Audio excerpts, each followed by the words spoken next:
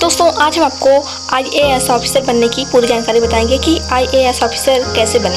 IAS officer कैसे बने, यह प्रश्न हर एक छात्र के दिमाग में सबसे पहले तब उठता है जब वह UPSC की परीक्षा में बैठने का फैसला करता है। UPSC सिविल सेवा परीक्षा UPSC द्वारा आयोजित की जाने वाली भारत की सबसे कठिन परीक्षाओं में से एक है।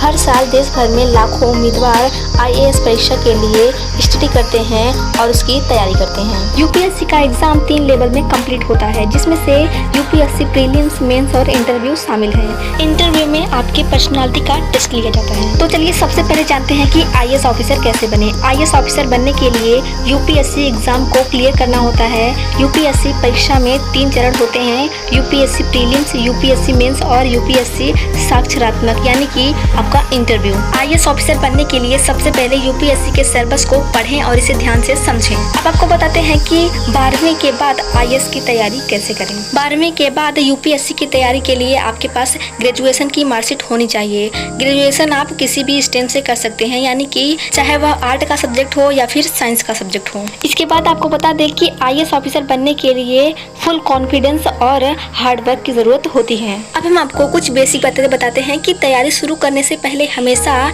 विस्तृत UPSC पाठ्यक्रम को अच्छे से पढ़ें। UPSC एग्जाम के सिलेबस को बेहतरीन तरीके से समझने के लिए UPSC prelims syllabus, UPSC mains syllabus और UPSC CSAT सिलेबस पर ध्यान दें। एक बार सिलेबस से स्टडी करने के बाद किताबों के साथ आगे की पढ़ाई करें। UPSC के एग्जाम को देने से पहले कम से कम 3 से 4 बार उन्हें अच्छी तरह से दोहराएं। इसके बाद पिछले साल के क्वेश्चन पेपर को हल करें। UPSC के एग्जाम के लिए डेली करंट अफेयर्स को पढ़ना चाहिए। इसके बाद UPSC के सिलेक्शन और ट्रेनिंग की बात करते हैं। UPSC का रिजल्ट घोषित करने के लिए UPSC कट ऑफ में वर्षों के बाद UPSC के माध्यम से रूस को देश भर के विभिन्न रूपों में ट्रेनिंग के लिए बुलाया जाता है। फाउंडेशन कोर्स की सभी ट्रेनिंग सेवाएं जैसे कि IAS, IPS, IFS, IRS, IFOS आदि के लिए समान है और LBSN में चलाई जाती है, यानी कि LBSN में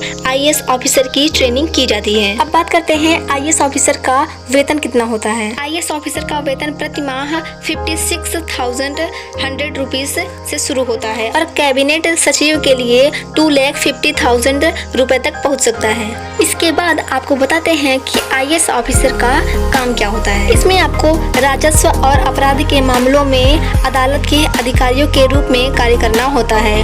कानून और व्यवस्था को बनाए रखना, जमीन के स्तर पर संघ और राज्य सरकार की स्थिति को लागू करना। तब उप विभागीय मजिस्ट्रेट अतिरिक्त जिला के मजिस्ट्रेट के रूप में फील्ड असाइनमेंट लगाता है तो जिला अधिकारी और मंडलायुक्त के क्षेत्र में सरकार के एजेंट के रूप में कार्य करना होता है, अर्थात जनता और सरकार के बीच के रूप में कार्य करना होता है। किसी विशिष्ट मंत्रालय या विभाग का प्रभार मंत्री के परामर्श से नीति का निर्णय और कार्यान्वयन सहित सरकार के प्रशासन और दैनिक कार्यवाही को करना होता है। इसके बाद भारत सरकार में उच्च स्तर पर व्यवस्थापन से संबंधित मंत्री या फिर मंत्री परिषद की सहमति से निर्णय नीति में योगदान देना और कुछ मामलों में अंतिम निर्णय लेना भी होता है। इसके अलावा अगर आपको किसी भी फॉर्म को अप्लाई करने में कोई भी प्रॉब्लम आती है तो आप हमें कमेंट में बता सकते हैं। हम आपको उसके बारे में पूरी जानकारी बताएंगे जिससे आप आसानी से तैयारी कर सकते हैं। वीडियो पसंद आई हो तो लाइक कीजिएगा, सब्सक्राइब कीजिएगा और बेल आइकन को दबाना ना भूलिएगा।